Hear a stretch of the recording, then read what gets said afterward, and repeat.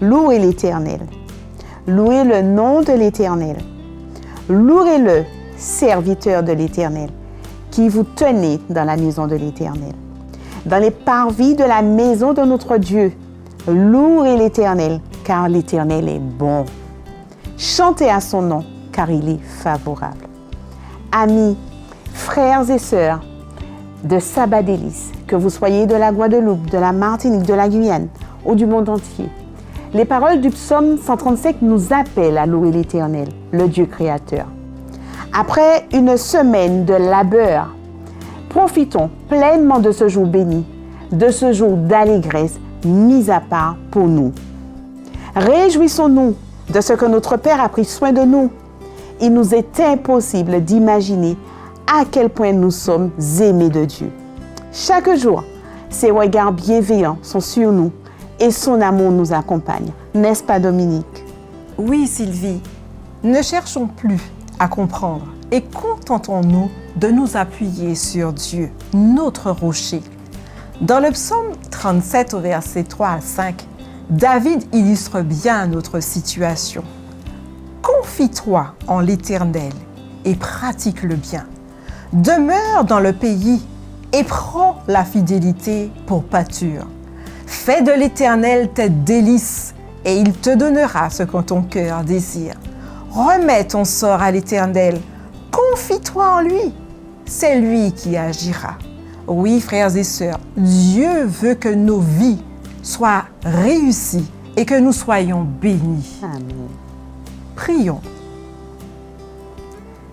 Éternel, notre Dieu, notre bon Père céleste, merci pour ta bonté à notre égard, ta miséricorde. Merci de nous rappeler chaque jour ô combien, Éternel, tu es bon et miséricordieux. En ce jour particulier, en ce jour sanctifié, nous voulons vraiment t'offrir, Éternel Dieu, nos cœurs et nos vies, avec un parfum de bonne odeur montant jusqu'à ton trône de grâce. Que ton nom soit élevé dans le monde entier et que tous ceux qui, tout comme nous, célèbrent ce saint sabbat, se sentent unis dans l'amour de Jésus-Christ. Que ton nom soit véritablement prôné dans le monde entier. Ainsi, nous voulons remettre ce moment que nous allons partager entre tes mains afin que ton Saint-Esprit puisse être notre seul guide durant ce moment. Que toute l'honneur, que toute la gloire te revienne, Père, au siècle des siècles. Amen. Amen.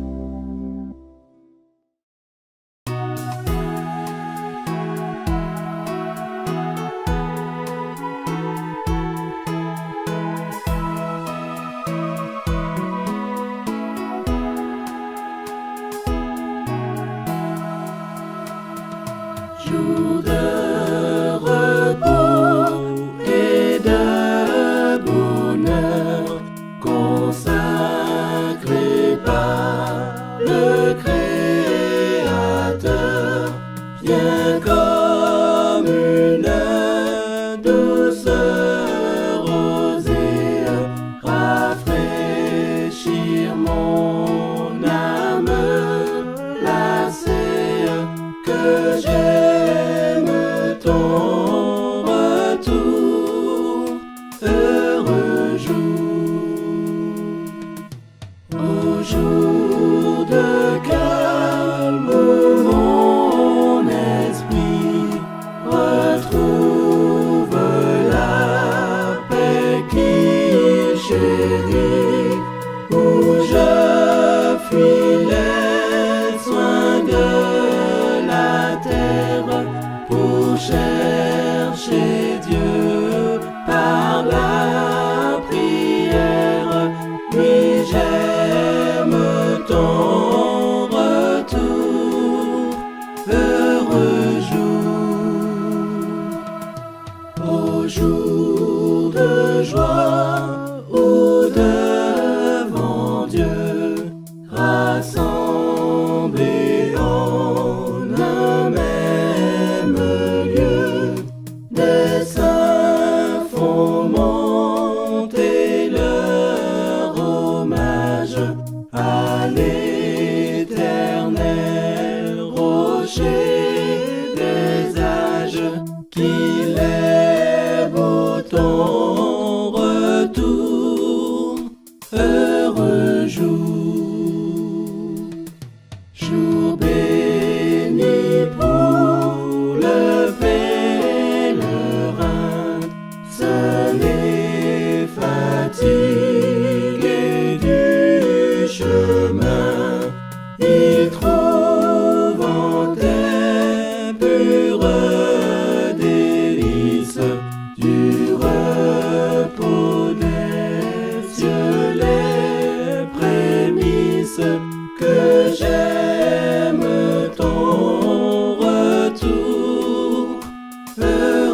jour.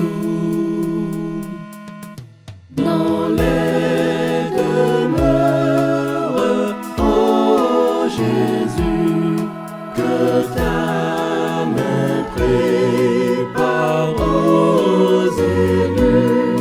Ce jour choisi sera sans cesse un jour de suprême allégresse pour nous dans ton séjour. Quel beau jour! Dans Jérémie 17 au verset 7, nous lisons: Béni soit l'homme qui se confie dans l'Éternel et dont l'Éternel est l'espérance. Se confier en l'Éternel, c'est lui faire entièrement confiance. S'abandonner totalement à lui. Mais Dominique, comment faire confiance à quelqu'un que nous ne connaissons pas? Écoute Sylvie, Dieu ne nous a pas laissés démunis dans ce domaine. Il nous a confié sa parole à travers l'Évangile pour nous permettre de le découvrir, de connaître les différents aspects de sa personnalité, sa volonté, ses exigences et ses promesses pour notre vie. À travers sa parole, nous découvrons le plan de Dieu pour nous, son caractère, son amour et la fidélité qu'il nous témoigne à chaque instant. Notre Dieu est digne de confiance que nous plaçons en lui. Contrairement aux hommes, il ne ment jamais et tient toujours ses promesses. Amen.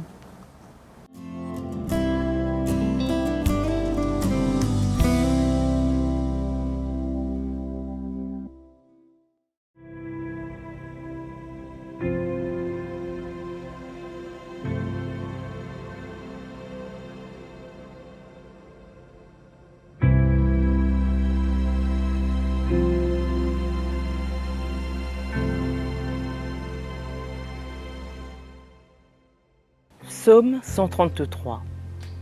Voici, oh, qu'il est agréable, qu'il est doux pour des frères de demeurer ensemble.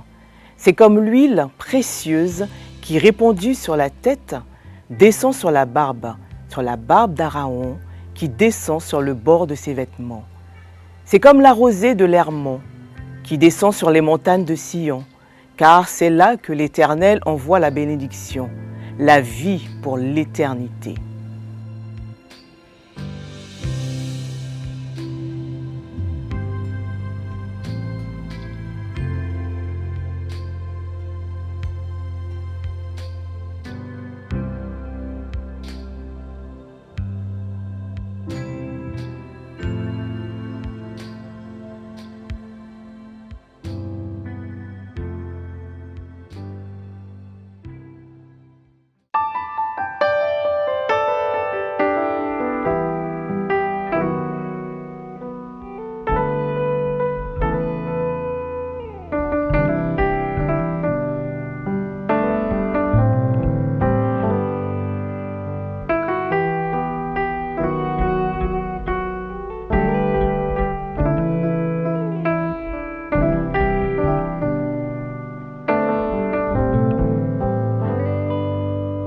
Je suis très loin d'être parfaite.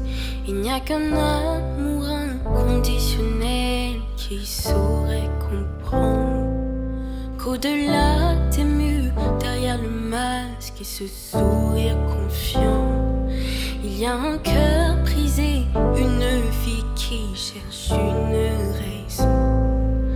Et je sais que parfois je ne vois plus dans le noir, mais toi seul continue de m'aimer. Et même quand je souffre, que je n'ai plus la force, mais toi seul, Seigneur, m'aime toujours. Il y a des jours où, Seigneur,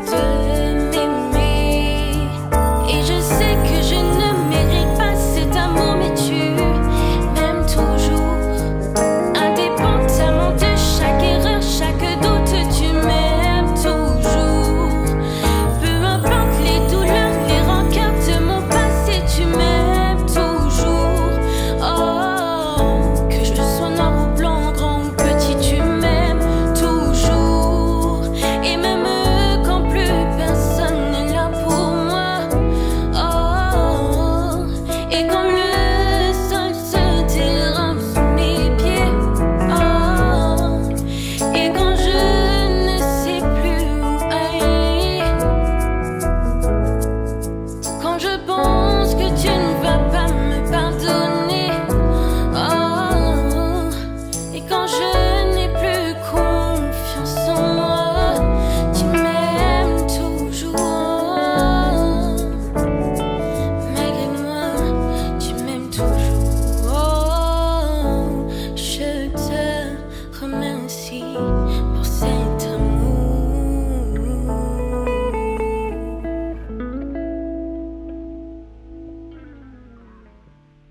Nous avons cette assurance dans Nombre 23 au verset 19. Dieu n'est pas un homme pour mentir, ni un fils d'homme pour se repentir. Ce qu'il a dit, ne le fera-t-il pas? Ce qu'il a déclaré, ne l'accomplira-t-il pas? En plus, ses plans sont justes, saints et parfaits, et il fait concourir toutes choses au bien de ceux qui l'aiment, de ceux qui sont appelés selon son saint dessein. Oui, amis, frères et sœurs de Sabbat Délices, nous n'avons que deux alternatives. Nous confier en nous-mêmes ou en d'autres hommes pécheurs, imprévisibles, peu fiables, peu sages, ou nous confier en notre Dieu fidèle, omniscient, tout-puissant, plein d'amour, de grâce et de miséricorde, en celui qui a des projets de bonheur et non de malheur pour chacun d'entre nous. Et notre foi en lui grandira quotidiennement.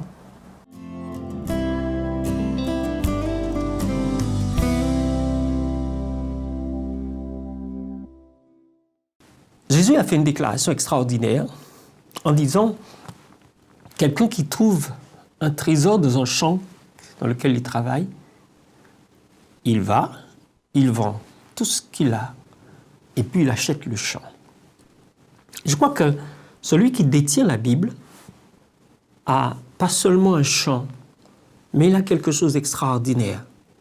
Et même si on ne devrait pas tout vendre pour l'acheter, je crois qu'il est bon d'avoir la Bible entre les mains. Il est bon de scruter ce que les écrivains ont couché sur le papier. Parce que là, effectivement, quand on s'applique à la lecture, quand on s'applique à l'étude, on découvre des choses extraordinaires. Des choses que n'importe lequel d'entre nous, sous l'impulsion du Saint-Esprit, peut comprendre. Parce que c'est parfois très simple. Et pourtant, on lit le texte. On ne se rend même pas compte qu'il y a quelque chose d'extraordinaire. Je vais m'arrêter avec vous dans le livre de la Genèse. Dans le livre de la Genèse, d'ailleurs au premier chapitre, il y a, d'après ce que nous avons du verset 1er jusqu'au verset 31, la présentation des 6 jours, ou alors des 6 premiers jours de la terre, organisés. Quand vous lisez attentivement, vous vous rendez compte qu'au début, ce que Dieu fait, il amène la lumière à l'existence. Pourquoi? Parce que la terre, elle est enveloppée, c'est une sphère enveloppée d'eau. Il n'y a pas encore d'organisation. Et donc Dieu s'approche et il organise les choses. Ce premier jour-là, Dieu amène à l'existence la lumière parce que les ténèbres recouvrent cette nappe d'eau qui enveloppe la sphère.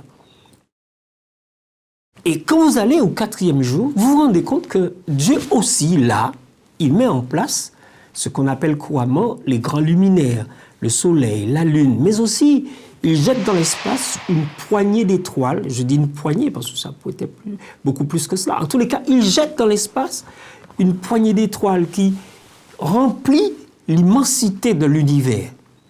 Au 2e jour, on a autre chose.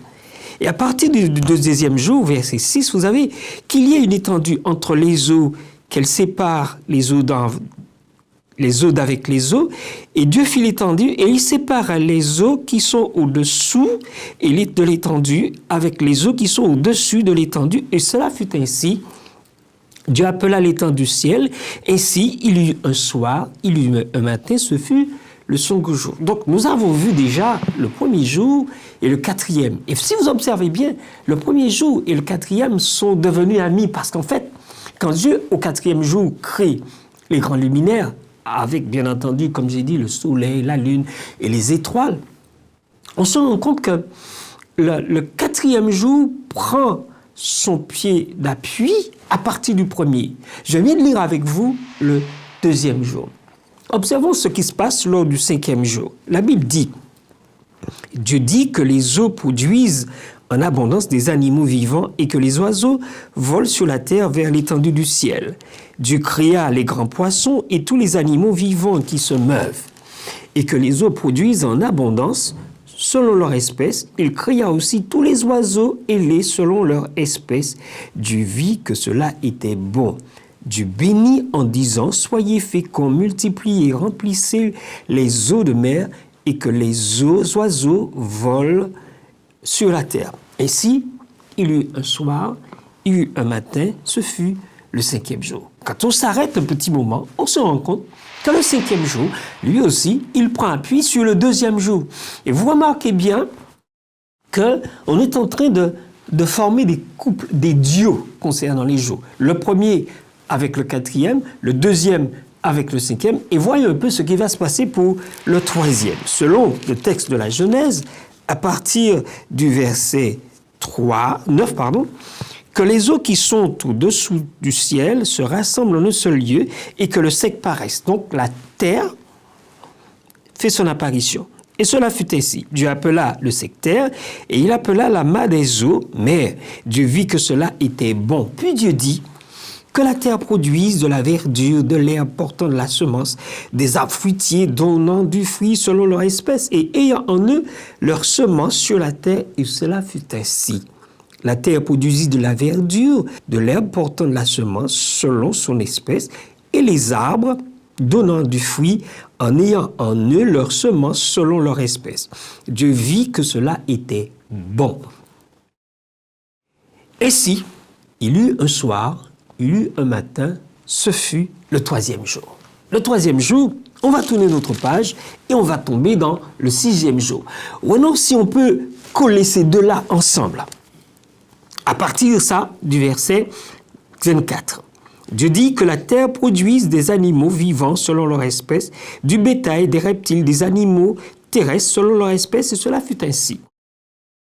Dieu fit les animaux de la terre selon leur espèce, le bétail selon son espèce, et tous les reptiles de la terre selon leur espèce. Dieu vit que cela était bon.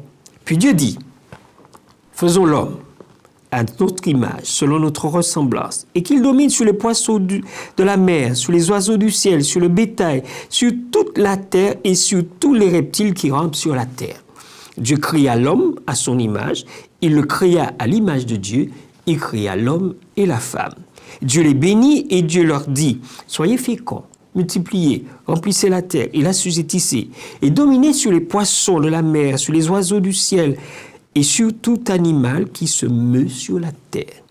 Dieu dit, voici, je vous donne toute herbe portant de la semence qui est à la surface de la terre, et tout arbre ayant en lui du fruit d'arbre et portant la semence. Ce sera votre nourriture. Et cela fut ainsi. À tout animal de la terre et à tout oiseau du ciel et à tout ce qui se meut sur la terre, ayant en soi un souffle de vie, je donne toute herbe verte pour nourriture, et cela fut ainsi.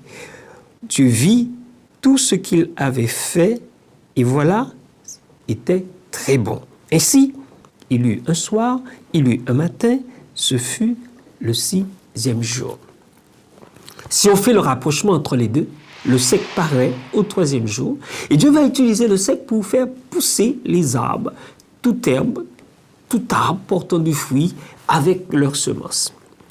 Donc, on a une jonction entre le premier, comme on l'a dit, et le 4e, le 2e et le 5e, le 3e et le 6e.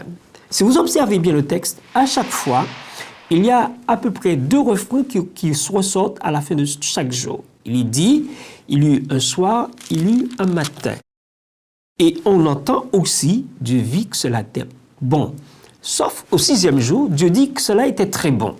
Mais vous, si vous faites très attention au premier jour et 2e jour, il y a 2 phrases qui ne figurent pas. C'est quand Dieu, on a l'absence de cette déclaration, quand Dieu dit « cela était bon ». Le 1er jour et le 2e jour, ça ne figure pas. Par contre, dans les autres jours, on les retrouve.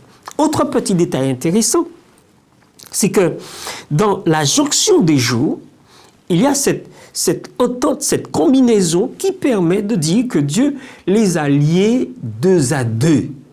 Et chose extraordinaire, au 6e jour, il y a une phrase qui apparaît. Le texte dit bien, il y eut un soir, il y eut un matin, cela était très bon. En général, les chrétiens disent quand Dieu a terminé la création, tout était parfait. Sauf que, au dernier verset du chapitre 1er, Dieu ne dit pas que c'était parfait. Nous savons couramment, et nous le disons, quand on a quelque chose de parfait, c'est le chiffre 7. Et chose curieuse, on va lire ce que déclare la Bible au sujet du 7e jour. Voilà ce qu'il dit. Chapitre 1er, à partir du verset 1 jusqu'au verset 3. Ainsi furent achevés les cieux et la terre et toute leur armée. Dieu acheva au 7e jour son œuvre qu'il avait faite, et il se reposa au 7e jour de toute son œuvre qu'il avait faite. Dieu bénit le 7e jour, et il le sanctifia parce que ce jour, il se reposa de toute son œuvre qu'il avait créée en la faisant. Si on observe ces 3 versets, il y a quelque chose qui nous frappe. Disparaît ce propos, tout est très bon ou tout est bon. Nous sommes au 7e jour. Cette phrase-là ne revient pas. Vous cherchez un autre truc là-dedans. On ne dit pas qu'il y eut un soir, il y eut un matin. Ça veut dire qu'au 7e jour, on ne parle ni de nuit, ni de matin. Et c'est le seul jour qui est comme cela. Et il est quasiment isolé, séparé des autres jours. Il n'est pas pareil. Alors pourquoi cette absence de ces 2 détails qu'on retrouve dans les autres jours? Cela est bon. Dieu vit que cela est bon. Au 6e jour, cela était très bon. On ne dit pas non plus il y eut un soir, il y eut un matin. Alors pourquoi? Parce qu'en fait, le 7e jour apporte la perfection. Et quand il apporte la perfection, il nous met dans une position de l'adoration de Dieu hors norme. Habituellement, pour les chrétiens, ils ont un temps de prière que nous appelons couramment le culte du matin et le culte du soir. Ça, pour certains qui le connaissent très bien, on essaie de s'arranger pour que ça se passe avant le départ au travail avec les enfants, l'épouse, le mari. On s'arrange pour que ça se passe à ce moment-là. Et puis le soir, juste avant d'aller au lit, on s'arrange là, ensemble, on se rencontre, on discute, on partage ce qui s'est passé de la journée. Et puis, on va clore tout cela avec un petit moment de chant, de louange et de prière, une lecture de la Bible ou alors d'un bon livre. Ça, c'est le culte en semaine qui se répète pendant 6 jours. Sauf que quand on arrive le 7e jour, le texte, dans l'absence de ce « il y eut un soir, il y eut un matin », puisqu'on parle d'adoration, on entre dans quelque chose de hors norme. On entre dans un morceau de l'éternité de Dieu. Parce qu'en fait, si l'adoration en semaine a été interrompue avec les activités séculières dans la journée, même si on la retrouve, ce petit moment d'adoration, le soir, mais elle n'est pas pareille le samedi, le 7e jour.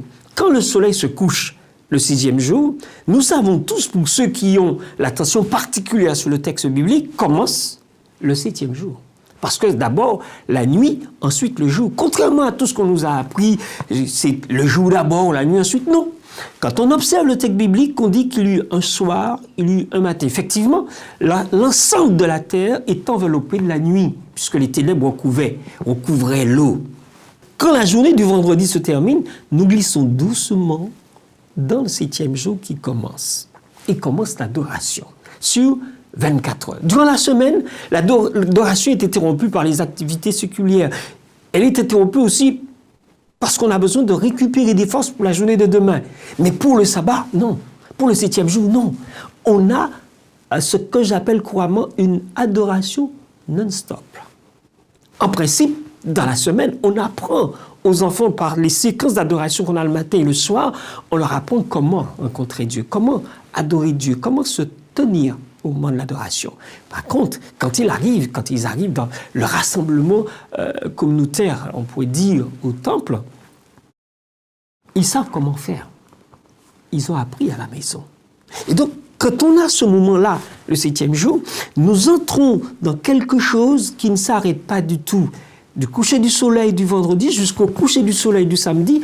Et sur 24 heures, l'aiguille tourne et nous pouvons être en adoration constamment. Parce qu'en fait, nous sommes entrés dans l'exercice de l'adoration du 7e jour. Nous sommes en train de nous préparer à adorer notre Dieu durant l'éternité. Alors certains me disent, oui, pasteur, c'est pour 1000 ans. Oui, c'est pour 1000 ans, 1000 ans au ciel. Mais quand on observe le texte biblique, à la fin du texte, on trouve ceci. La Bible dit dans le chapitre 21, je lis ceci. Puis je vis de nouveaux cieux, une nouvelle terre, car le premier ciel, la première terre avait disparu et la mer n'était plus. Je vis descendre, ça c'est extraordinaire, je vis descendre d'auprès de Dieu la ville sainte, la nouvelle Jérusalem, préparée comme une épouse qui s'est parée pour son époux. Et j'entendis des gens du trône une voix forte qui disait, voici le tabernacle de Dieu avec les hommes. Il habitera avec eux et ils seront son peuple. Et Dieu lui-même sera avec eux. Alors la phrase que j'aime beaucoup, le verset, il dit ceci. Il essuiera toute larme de leurs yeux et la mort ne sera plus. Il n'y aura plus ni deuil, ni cri, ni douleur, car les premières choses ont disparu. Et le verset 5 fait une déclaration qu'on devrait retenir. Et celui qui était assis sur le trône dit, voici, je fais toutes choses nouvelles. Et il dit, écris, ces paroles sont les certaines et véritables. Donc, au bout des 1000 ans, si on comprend bien ce que dit le texte biblique, Dieu arrache son trône. Il arrache la cité céleste et vient l'implanter sur une terre renouvelée, changée, transformée. Et à partir de là, commence véritablement, ou se poursuit véritablement l'adoration qu'on lui a accordée durant les 1000 ans au ciel. Nous entrons donc dans un morceau de l'éternité de Dieu quand nous entrons dans le sabbat. Mais quand nous nous retrouvons avec Dieu, nous entrons dans son éternité. Parce que le nôtre s'est interrompu avec le péché. Mais à partir du moment où il nous récupère grâce à la mort et à la résurrection de Jésus, il nous introduit dans quelque chose dont nous ne pouvons pas mesurer la dimension de la chose. Pourquoi je parle de morceau d'éternité? Parce que c'est quelque chose qui ne prendra point de fin. Par exemple, au chapitre toujours 21, le texte dit les 12 portes étaient 12 perles, chaque porte était d'une seule perle, la place de la ville était d'or pur comme du verre transparent. Je ne vis point de temple dans la ville, car le Seigneur Dieu Tout-Puissant est son temple ainsi que l'agneau. La ville n'a besoin ni du soleil ni de la lune pour l'éclairer, et la gloire de Dieu l'éclaire, et l'agneau est son flambeau. Et il dit au verset 24, les nations marcheront à sa lumière, et les rois de la terre y apporteront leur gloire. Ces portes ne se fermeront point, car il n'y aura point de nuit. Et donc, cette adoration qu'on rend le 7e jour à Dieu, je dis bien le 7e jour, nous prépare à adorer Dieu durant l'éternité. Si durant la semaine, on se prépare à rencontrer Dieu, mais quand on glisse doucement avec Dieu dans le 7e jour, à ce moment-là, nous entrons dans l'adoration de Dieu. Mais observez, puisque le 7e jour est tout seul, alors qui peut être les amis du 7e jour? Qui devient en Dieu avec le 7e jour? C'est vous et moi. Puisqu'il se retrouve seul, les autres sont à deux. Par contre, quand on arrive au 7e jour, il est isolé, comme je vous ai dit au départ. Ainsi donc, je crois que les croyants qui font l'expérience du 7e jour devraient être des gens extrêmement heureux. Pour s'être entraînés durant la semaine, ils mettent en pratique quelque chose qui n'ont fait que goûter durant la semaine. Et là, dans le 7e jour, ils entrent vraiment dans un délice. Ils dégustent la chose. Pourquoi? Parce qu'ils se préparent à quelque chose de bien meilleur que simplement 24 heures d'adoration. Chaque croyant devrait, disant qu'il croit en Dieu, devrait s'activer, s'appliquer véritablement à communier avec son Dieu, à l'adorer, à le célébrer, à le louer et à prendre de véritables plaisirs à rencontrer Dieu durant ces 24 heures, parce qu'il n'y a rien qui peut nous interrompre là. Il n'y a rien qui peut nous séparer de ce Dieu qui nous aime et qui nous a aimé le premier, mais que nous apprenons à aimer par l'adoration, mais aussi le service auprès des autres. Que Dieu donc nous aide à profiter véritablement de ces heures sacrées du sabbat. Que Dieu vous bénisse tous. Amen.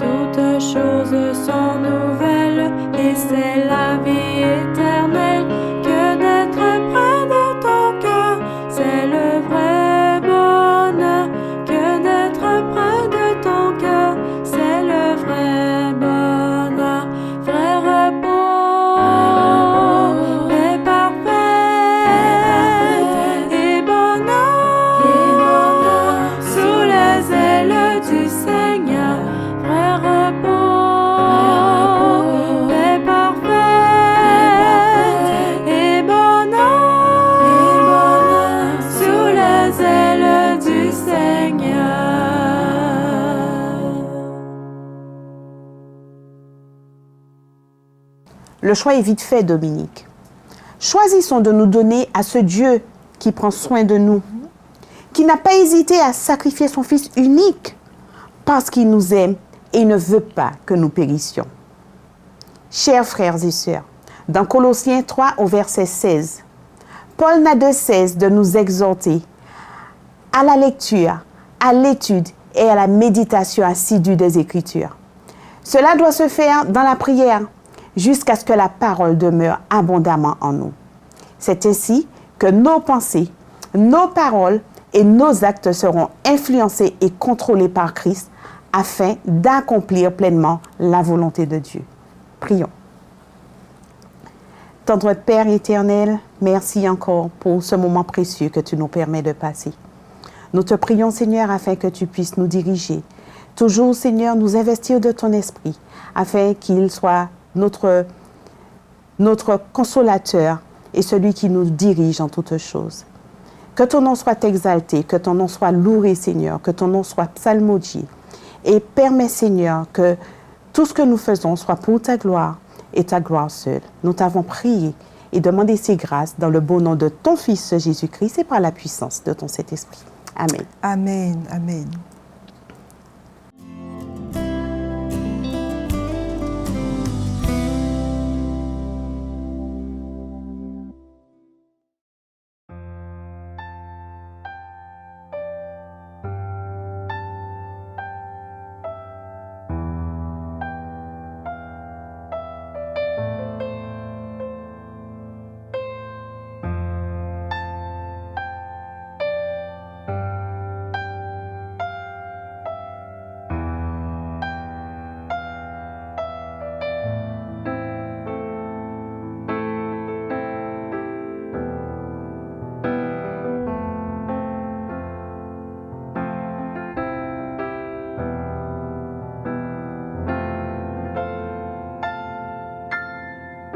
Quand le bruit de ce monde peut étouffer ta voix, tu es le seul qui compte.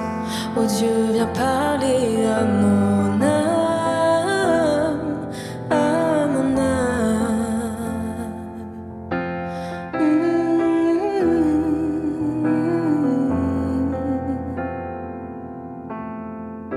Je ralentis le pas pour mieux t'apercevoir.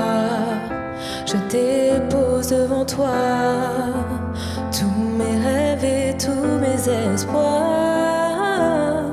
mes espoirs.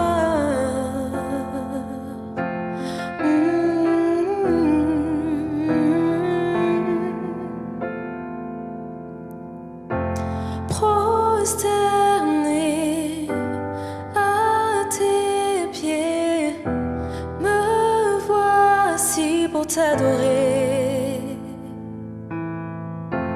En esprit, en vérité, Jésus, mon havre de paix.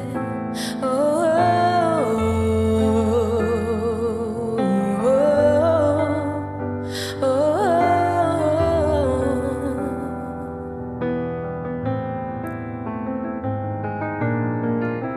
Tu m'as mis à part, à l'abri dans tes bras.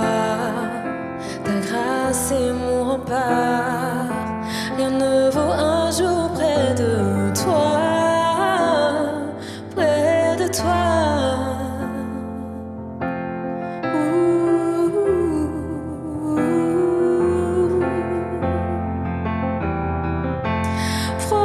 Prosterné à tes pieds, me voici pour t'adorer. En esprit, en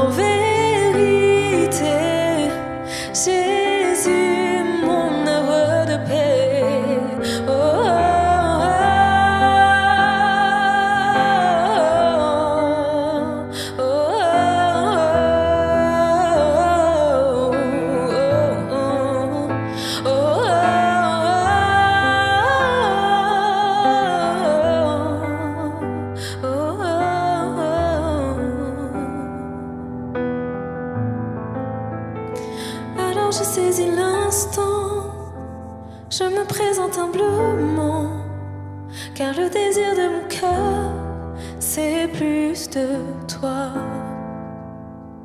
Captivé par qui tu es, fasciné par ta bonté, je suis ici Seigneur pour plus de toi. Alors je saisis l'instant, je me présente humblement, car le désir de mon cœur, c'est plus de toi. Captivé par qui tu es, fasciné par ta bonté, je suis ici Seigneur pour plus de toi.